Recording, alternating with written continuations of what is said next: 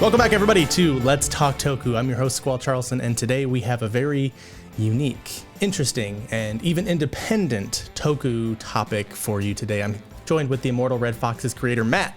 Hi guys, my name is Matt Palmer, one of the creative minds behind the original English-language shonen-style manga and live-action indie tokusatsu web series, The Immortal Red Fox. Immortal Red Fox, wow.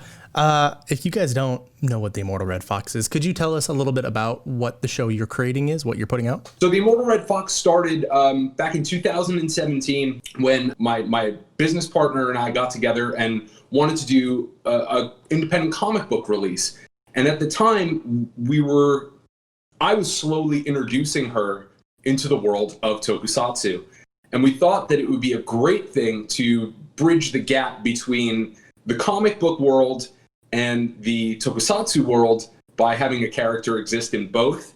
Before we knew it, what we were aiming to do turned into something totally different and a lot of fun, actually, as well. Awesome. So what exactly is the Red Fox? Like, let's say somebody's watching and they've never seen it. Explain it. Give me an elevator pitch. What is the Immortal Red Fox? Okay, so imagine a foreigner, let's say an American, in the JET program teaching English over in Japan, and one day, through serendipitous circumstances, you are unlocking an ancient army of evil yokai from hundreds of years ago. And now they've found their way into modern times Japan. And you are granted superpowers, including immortality, from another yokai spirit, a kitsune, or a giant red fox. Sounds awesome. So, Immortal Red Fox, like where did this all start? Like, I know we have talked a little bit on this show about independent Toku projects. We've, mentioned a few of them here or there. I know that we will have had, I'm not sure when this episode's going to air, but we did have a few that have come in that have done like artwork. We had a fellow that did like a comic book kind of tokusatsu and all these other indie projects that are just almost everywhere now. Like, it's hard not to find these. Like, where did this inspiration come to make this, and why exactly the Immortal Red Fox? Well, so I grew up as a tokusatsu fan. I'm in my late 30s, approaching 40, and I know, right? And I grew up loving this stuff. It started off with marathons of Godzilla movies that they would show on Sunday afternoons then we started to have some more tokusatsu style television shows finding their way over to the States, like Ultraman Towards the Future with Jack Shindo, which was something that I really enjoyed as a kid, even though I think it only ran for, a handful of episodes. And then down to the original MMPR, and then making the discovery through my parents, who were like, this is a Japanese program. You realize that, right? And can I stop you for a second? You have your parents who knew that this was a Japanese program originally, and they were trying to get you on that path? Yeah, my stepdad specifically, because he grew up with other things that are actually featured on Shout Factory, like Supercar and Fireball XL5 and all this other stuff. And, he was like, no, dude, seriously, like, it's definitely a Japanese show. You can tell. And, I'm 7 or 8 years old at the time when the original MMPR came out. So what that ended up leading to was tracking down VHS bootlegs of Ranger and Jetman and things like that. And, I fell in love with it and have been in love with it ever since.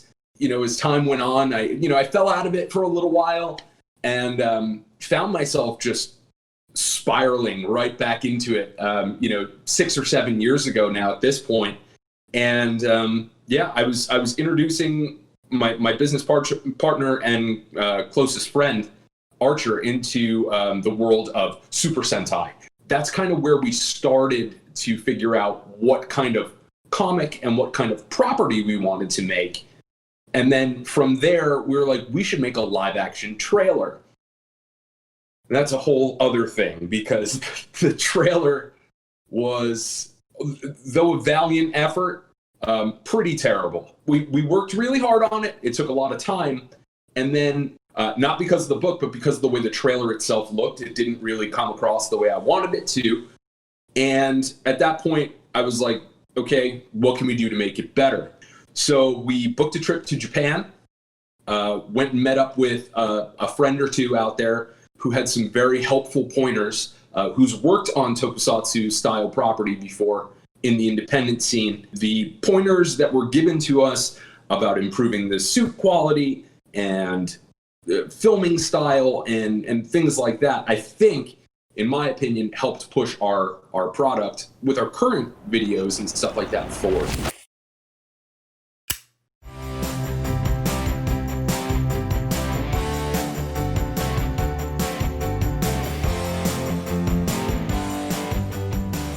You know, it sounds like a lot of work, which it is. 150%. It's a ton of work. But it's still a lot of fun every single time our crew gets together, or when we're working on the comics or doing a promotion of some kind. It still has stayed fun this whole time. And for me, it holds the same value that tokusatsu holds for a lot of people, where we enjoy this thing because it's fun. People enjoy it for all sorts of different reasons, whether it's they like the look of the suits, or they enjoy the story, or both, or anything like that. So yeah, because it stayed fun for us, we're still going forward and trying to keep improving as well. That's kind of cool that you have taken this love, this enjoyment of a specific genre, and are now with that same sort of feeling and emotion that you have just watching these shows. Now you kind of get the same thing, creating something like this that somebody else out there could potentially watch, could stumble upon, and have the same sort of feelings that they would watching like a Super Sentai or a Kamen Rider or, you know, Ultraman even. Let's hope so. Let's hope so. The other thing is too, you know, tokusatsu has given me such joy throughout my life. Now, I'm not going to speak for anybody else, but I didn't have a ton of friends when I was a kid, and you know, being able to go and watch some of these shows to endless amounts, by the way, provided me with a lot of joy as a kid. To see that there, you know, because I didn't grow up in the social media age. There was no social media back then, right? It was all dial-up, and now we're in this high-speed world where a community can actually get together and talk about the things that they like, and, you know, hopefully most of the time have mature conversations about it. Because at the end of the day, it is something that we all do enjoy. Otherwise, we wouldn't be here, right? So yeah, and yeah, it continues to bring me joy every day when I work on this project. It's interesting, like you bring up that, you know, kind of moving into this digital age where you can go on Twitter, you can go on Facebook, you can have a Discord, you know, where you can interact and sort of just discuss at range with a bunch of people, literally at the click of a button. And I almost feel like doing something like that, which is really fun and really beneficial, like you can develop, you can grow, and you can kind of make friends and sort of branch out and do other things through that. I feel like it almost limits, because it's so easy just to talk and interact with these people, that you don't necessarily might go out and make your own, you know, tokusatsu, or go out and make, like, you know, these other connections where you have to, like, you know, travel a couple hours to meet up with somebody to film a fight scene, you know, something like that. Was definitely, like, I was probably like the last age of that, moving out, where, you know, I could see the digital age coming in. I could see, you know, like the benefits of forums and Twitter and everything kind of just expanding, and getting to see this fandom sort of grow in that, I don't know, like 10-ish years has really been kind of exciting, to just see people that you can interact with and they know 100 other people that you might. And it's all just through, you know, online social interactions. When I was a kid, it was all dial-up, and it was a lot more difficult to get in touch with other fans, track down, you know, subs or whatever. And now that we have social media and this new digital age, if you will, it's a lot easier for fans of tokusatsu to get together, whether it be on Discord servers or Facebook groups.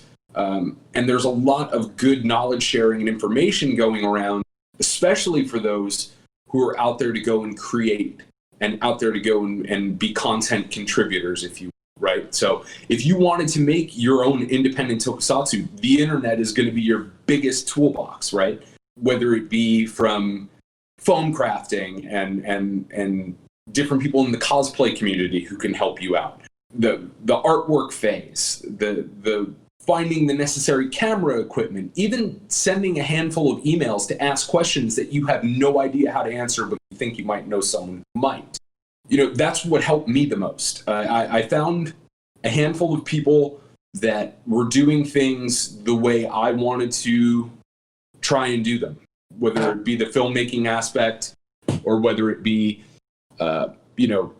making the costumes and things like that. So the internet's a great resource for people.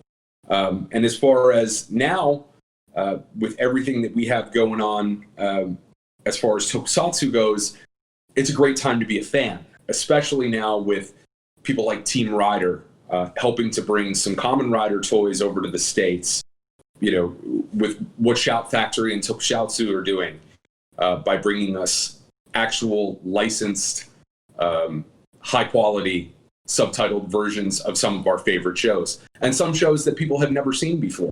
So I think it's a really good thing. I think it's, like I said, kind of this new renaissance of tokusatsu. Definitely, that's well put. There's just so much out there, and I feel like when I got into the fandom, it was just impossible, like you said, to find a lot of these things and to sort of figure out what you want to do or what you want to be in this fandom if you don't want to just exist inside this small bubble of, I watch this show every week, I have fun. Sometimes, you do want to be like a content creator, you do want to give back, you do want to like make something, like my YouTube, I, just did like fun, stupid videos about, tokusatsu. Like I did dance videos to start off with, and then I did, some like critique or like some, like further in-depth, kind of research or study into a specific subject. But there's just, because of the digital age, so many venues that you can explore. But independent tokusatsu, this is something that I have always wanted to do. This is something that I don't know if I'm in the right place just yet to do something like this, but I have definitely thought about it. I've definitely figured out, certain plans that I want to do for my own. So where would somebody start to do something independent tokusatsu wise?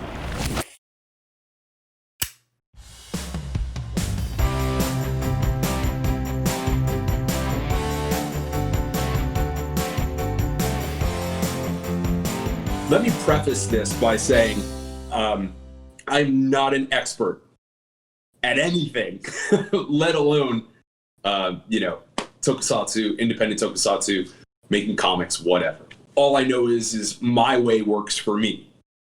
So how I got started was we sat down, we wrote a rough outline of what we wanted our show to be about, and then moved on to the concept artwork phase. And you don't have to be able to draw. If you can doodle a little bit to get your idea across, there are plenty of people out there who will be willing to take up a commission to go and help you with your concept artwork. And then after you're satisfied with that part, when we were satisfied with that part, we moved on to, okay, we have someone working on comics, but we want to talk about live action because that's what tokusatsu is. Sure. Special filming, right? We wanted to move on to live action filming for something. So then it moved on to the costume phase, right? And, a lot of people, when you're indie, you don't have a lot of money. So we attempted to make some stuff ourselves, some of which I thought landed pretty well. And then some of which I look back at it and I was like, man, I'm glad we didn't end up using it. So let's talk about the hero suits specifically, right? Hero suits, or Zoke, are, I think, probably the most important aspect of if you're going to create a character, right? Think about when you go and you watch a show, right? If you see, like when 01 was getting ready to come out, most people were like, oh man, that looks awesome. I just like the way it looks. I'm going to watch it. For the most part, we gravitate towards these shows from seeing a scan or an image or whatever, and you see the look of the hero and you want to know more about it, right? So, independent tokusatsu, if you're going to do that, adapt the same thing. At least that's what I did. Have a nice quality looking hero suit. Take one we made our own. It was awful. It looked horrible. We learned a lot while doing it. And, you know, I had super glue and cement and epoxy and, you know, EVA foam in my hair and all sorts of stuff for weeks after the fact of trying to make, you know, parts of this suit. And it didn't land. It didn't look great. And then after going to Japan and talking with a friend of mine a little bit more about quality and the Zoke and things like that, we decided to have one professionally made. This might not be for everybody, okay? It does cost a little bit of money to do that. That's fine. If you're willing to make that investment, or you know someone who you can commission, I would do that. Because like I said, I think that that's the biggest step, is having this high quality looking character, okay? That people are going to see it and they're going to want to know more about it. Of course, you have to have a good story though too, right? That should be something that if you want to be a content creator with independent tokusatsu, you should never stop writing. You should never stop interacting with people. That way you can learn more about people, which will, in turn, I think, make you a better writer.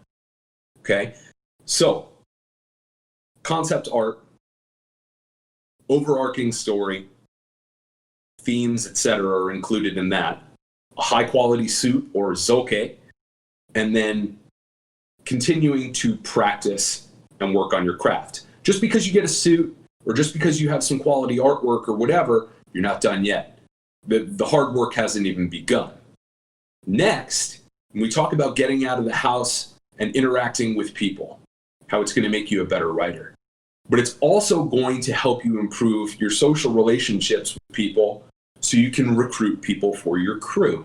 A lot of the time, you know, if you seek out the right kind of people, they're going to be excited about your project because you're excited, right? And we were lucky, very, very lucky in that case, that I was able to go and find some local stunt performers from stage, and they very easily for us made the transition to film. Now, that might not be something for everybody. You might not be able to do that where you live or whatever. Maybe you live in a small town, okay? I happen to live in a big city, so it makes it a little bit easier. I'm kind of spoiled for choice when it comes to places to shoot and people to shoot with, etc. When we talk about the action side of things and the stunt work side of things, I've been a martial artist all my life, and I'm no stuntman, okay? That doesn't mean that there aren't guys out there who are and wouldn't do a good job. I just find that if you find people that are comfortable with choreography and direction, it's going to serve you a lot better than, say, finding a black belt in martial arts, throwing them in a suit, and hoping that they're going to do a good job and look good as far as doing action on camera. Doing martial arts and doing action on camera, very, very different things. And this is something that I've learned from my buddy in Japan. I've learned this from Barry Evans, who's done a lot of the tokusatsu stage shows over the years. You know, knowledgeable guys who Michi Yamamoto, who worked on Masked Rider back in the day. A martial artist does not a suit actor make, if that makes any sense. So I think that, to recap, concept artwork, overarching story, high quality suit, continuing to meet people, network, talk to people, build your crew, and then finding some, you know, good people who can take direction and learn choreography and be willing to learn the stuff that they don't already know, will be like a really solid start for you. That's really good. I like kind of grouping everything up into individual sort of, you know, kind of stepping stones, as you will. Because that was always kind of something that I was thinking of was I can do maybe like 2 of those things. I don't probably have like the capital to, you know, get a suit made or to go out and find people. For college, I went to a film school, and I was able to network with a bunch of people there who, you know, would go out and do like, you know, documentaries, or they would go work on, you know, like Netflix was a big player in the Twin City area. So like there is always, something for people to do. And it's really kind of cool to like network with those specific people that may have completely drastically different ideas of what they foresee their, future in film or TV or whatever to be. And to get them excited to work on a project. Like I've done it a handful of times. They've done it with me a handful of times. And it's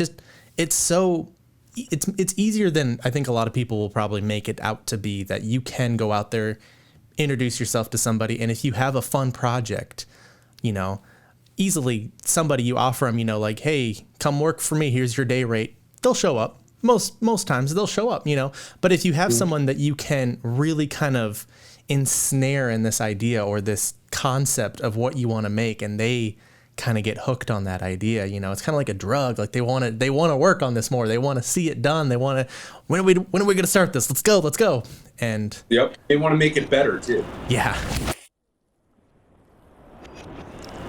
I've moved around so many times in the last year. Like I went from Minnesota to Los Angeles, and then, I've come back to the Midwest, and there is always this sort of, I don't know, like trepidation of like going out and meeting and finding these new people. Because if you do move, or if you move to a bigger city, you are going to have to kind of find new people to surround yourself with. But luckily, I have a few things cooking right now, and I've been reaching out to a few people and slowly pooling that in. So who knows, by the time this airs, we may showcase what we're working on, what we're going to be doing. But I'm excited. Yeah. I know another way, like some people like, maybe won't be able to make a professional suit, or to hire, like your camera, your grip, your editorial department, if you don't know how to edit or put something together. Like all of that does cost money, but I feel there is so many success stories of people who can go out with, less than $1,000 and make a really killer short or a proof of concept that you can throw on a GoFundMe, a Kickstarter, and get not just the people working on it excited, but people like you who will watch it that could help it grow. And I've seen so many successes there. Absolutely. And as far as, editors and grips and this, that, and the other thing, I never really look at it that way. But that's just me, because like I said, I'm not an expert in anything. I'm also not a filmmaker. I'm just a guy who really, really enjoys tokusatsu and wanted to make my own. Like, let's say, you need a cameraman, right? Or you want, maybe you want to be the cameraman. Who knows? Get a camera. Get a camera, get out of your house, and film anything you can. It's a tool. Just like, it's like a hammer. If you need to work on your house and you need a hammer, there you have it. But if you just hold it in your hand or look at it, in a toolbox, it's not going to do anything for you unless you know how to use that tool properly, right? So it's the same for anything. Teaching your guys how to do choreography, or getting them the resources to learn how to do it, or learning how to use programs like After Effects and Blender and so many others that are out there for helping you make whatever it is you want to make. If you wanted to just focus on making comics, or if you wanted to just focus on making YouTube videos or toy reviews, whatever, it's still the same thing. There are tools, and then there's learning to use the tools. And everybody makes mistakes. Everyone. And the thing is if you make mistakes and you're like, whatever, that's one thing. But if you make mistakes, or you have hang-ups and you learn from them and you get past them, you're going to be a lot more satisfied with your final product. Especially when, if someone wants to make an independent tokusatsu, it starts off with that love that we were talking about earlier, where it's something that, is just inside you because you care about it so much and you grew up on it, that you want to contribute to it, right? Kind of help it come full circle. You just kind of have to stick to your guns and not be afraid to fall on your face, because it could happen at any moment, to be perfectly honest. There's so many instances where you can, kind of sit back, you can critique stuff, you can say, well, I could do this better, but it's not until you actually take that first step, even if it's a stumble, even if you fall flat on your face and it's awful for whatever reason, if you're able to get back up, if you're able to continue to push forward, like even look at this show. If anybody's been watching from like the very first, few episodes that we recorded almost a half a year ago, compared to like this one and other ones around, the end of this season, it's not the same show. But if you're just sitting there and you're like, I want to do this, but you don't go out and do it, you're never going to get better. Yeah. And I think that, exactly that. Like when I talk about getting a camera and getting outside and filming whatever, you just have to go and do it. If that's the only way you're going to learn. Like I could have sat there and chewed the ears off of people that had good information, but then again, it's the same thing. What good is information if you don't go and put it to use? If you wanted to make a project, you have to take the information that's given to you, right? It's kind of like a buffet, right? You pick what you want, you take it all into consideration, and then whatever you're like, you leave the rest, right? That's the same way, when people share opinions and information on filmmaking, the suit making, the design of your character, all of this stuff. At the end of the day, if it's your project, it's your project, but you have to also be kind of a harsh critic of yourself.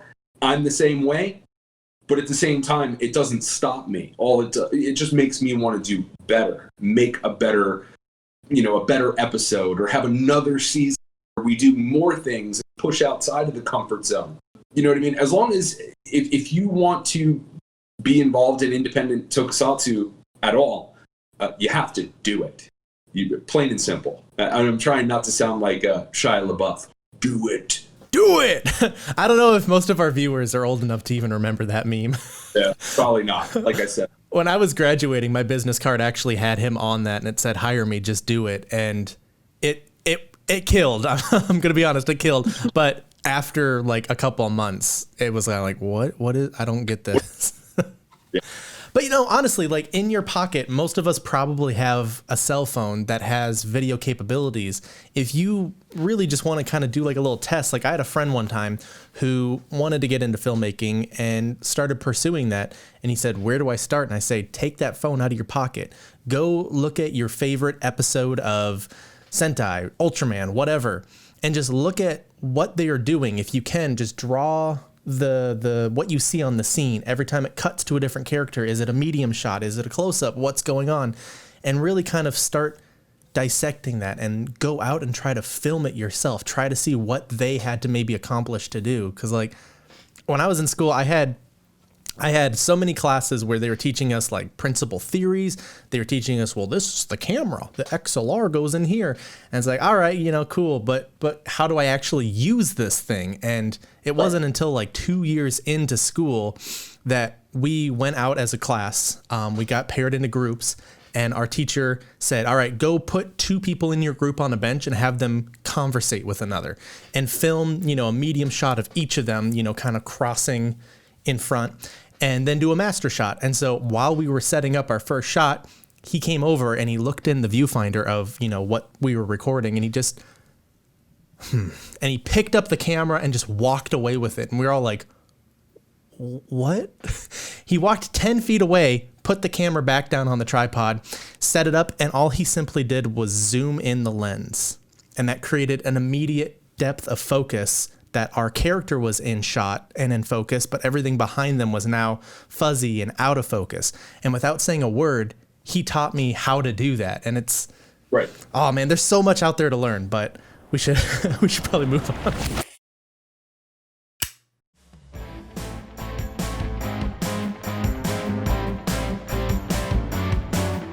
There's so much out there to screw up and make mistakes on too. But like, looping back to the internet age, right? That's your greatest tool, man. You can learn how to do anything via the internet now.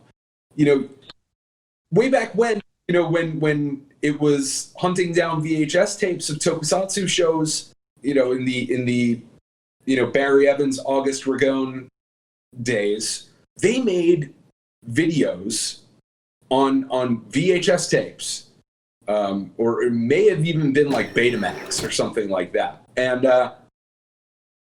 like you take what you have you take what you can get to go and make something if you really are determined enough to make something. And I think nowadays, man, like, everybody's spoiled for choice. You can get a really great camera. You can get somebody to, you know, help you make a suit. You know, do I think that you need to save your money?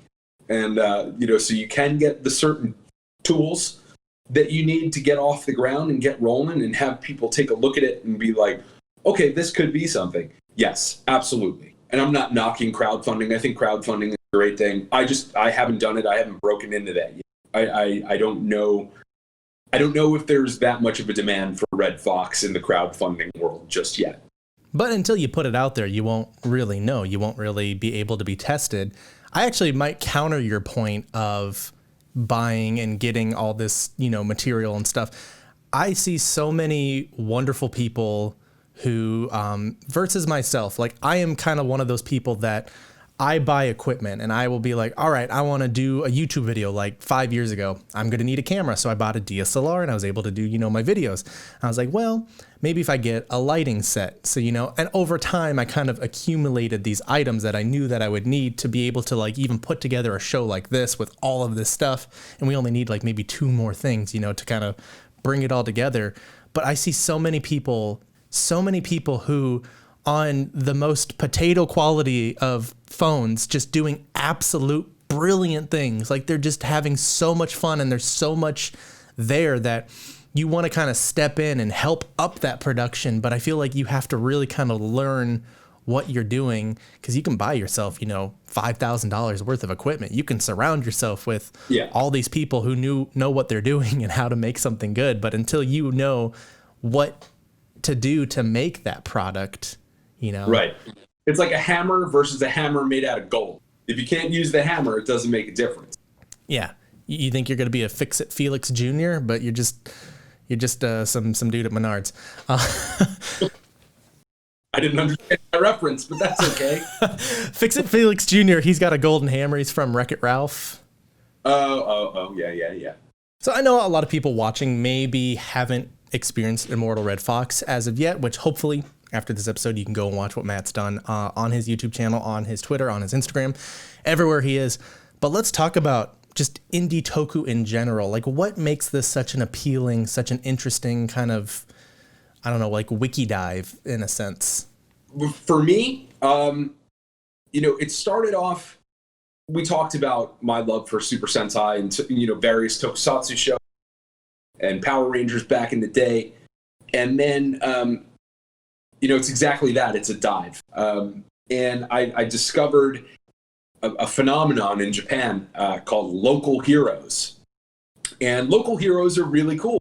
Usually a city or a town will have their own hero, most looking like a tokusatsu style hero. And then they go and they, you know, have a message, right? As most heroes do, whether it's anything from traffic safety to not littering or like that. So seeing the Japanese local heroes then started to get me into some of the films that they were making. There's a ton of them, some of which, you know, have gone and become a little bit more popular now, some of these local heroes. There's a series out in Japan called Dogengers right now, which is becoming super popular. It looks friggin' awesome, and it's hilarious to boot. So it kind of started there. It started with other independent tokusatsu, specifically the Tokusatsu Film School and the Garage Pro action shorts that I saw. Between that, the local heroes, and then my love for tokusatsu in general, that's kind of where my dip into the pool of independent tokusatsu started. And then, before you know it, I was making my own and talking to some people who were also starting to make their, like Ivan from the Jamingers, and you know, and now we're starting to see a lot more people getting projects rolling. A lot of them are in the artwork phase, or they're doing, you know, a tokusatsu style comic book, things like that. So it's a thing. It's become a thing, which is pretty cool.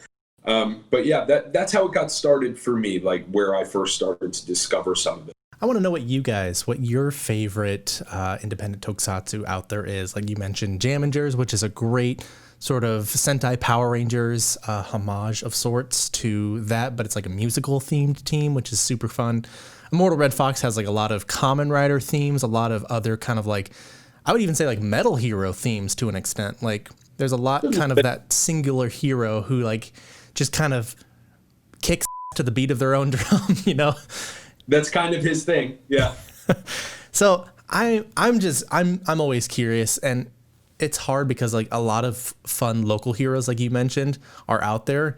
Again, you kind of get an experience of what, we sort of went through, where a lot of those aren't subtitled, but hopefully in the future that can be something that becomes more accessible, because everything is slowly becoming more accessible. Like I know I've said this before, like when I got into this fandom, there was 2 Ultraman seasons that were subtitled that I could watch and find, and one of them was in like a discount $5 bin at Walmart that I found from Mill Creek of the first season, and the other one was had like half of it subbed, and I tried to watch that and I was like, well, I don't know if I should get into this, I can't finish it, I don't want to be like that.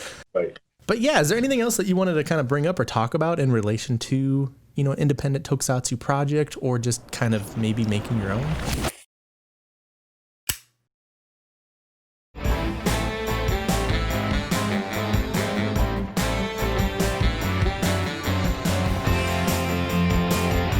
I mean, like I said, as far as what I really, enjoy, yes, I enjoy what Ivan is doing. Ivan's a great guy. He's a good resource for me. We try to talk on the phone at least once a week and go and shoot the breeze a little bit and talk about what we're both working on and bounce ideas off of each other. So I really do enjoy his project, and he's a really knowledgeable guy, especially when it comes to the suits. And then, watching Dogengers and watching some of the stuff that, Garage Hero has done. Those are some of my favorites. And then there's always new ones popping up, especially with the Japan local hero side of things. You're, as I've said before, spoiled for choice. But yeah. And as far as, my independent tokusatsu aspirations, I just want to keep having fun. I hope that we make something that people enjoy and can get behind, because it sure is a whole hell of a lot of fun, mate. But yeah, you can reach out to us at theimmortalredfox@gmail.com if you have questions or concerns, or maybe you want to make your own. I'd be more than happy to listen to what you have to say and help you out if I can in any way with suggestions and tips and tricks and what have you, because I want to pay it forward, as people did that for me when I was first starting out. Well, hey, thank you so much for coming on. Usually every guest that we have on, I say, give me like 2 or 3 other people that you want to see on the show, and why should they be on the show? And I've had not one, but about 2 or 3 people now that have said you need to be on this show, that you need to be here. Thanks so much, Squall. I had a blast. We'll see you all on the next episode of Let's Talk Toku. Stay frosty, stay foxy. Sayonara. Hey, I hope you're enjoying this episode, or enjoyed it. I'm not sure where this is going to end up in the final cut, but we are, instead of talking more about Immortal Red Fox, Matt and I agreed that it would be better if we just showed you an episode. So without further ado, here is episode 1 of the Immortal Red Fox, which is voiced over by someone you might know. Do you know who it is? All right, just cut this part out. Just play the episode. Play it. Play it.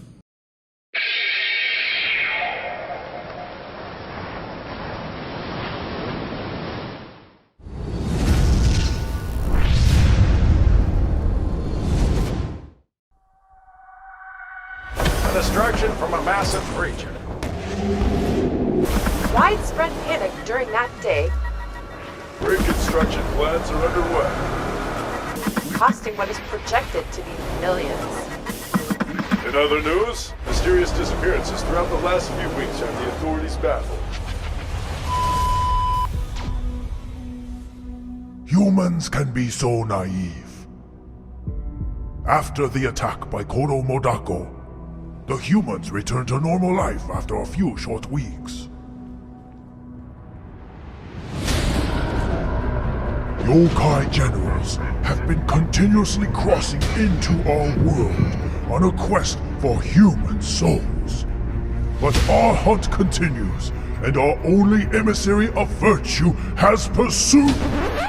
I noticed that! They show up once a week! Just like on TV! Why do you have to interrupt me constantly? Don't get your fur in a bunch, old man! Let's get to the good part!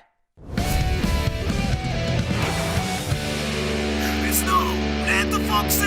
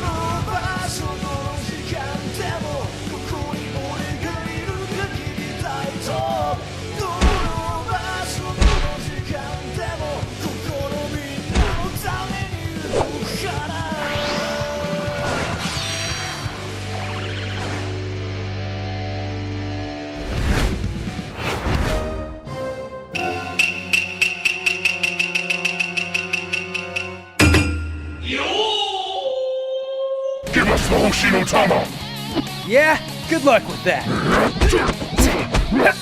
Oh, I got you. Got you again. You should see a dentist.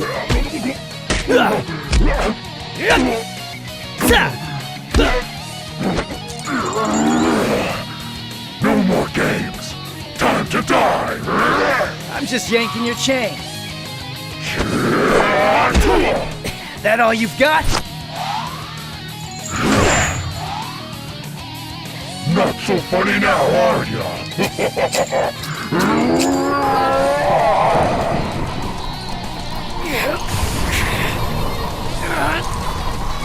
Just a little more.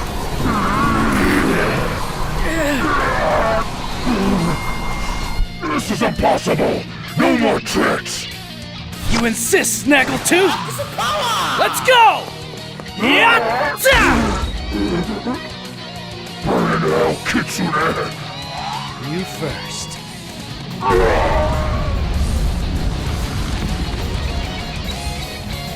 Join us for more fun in episode 2. See ya!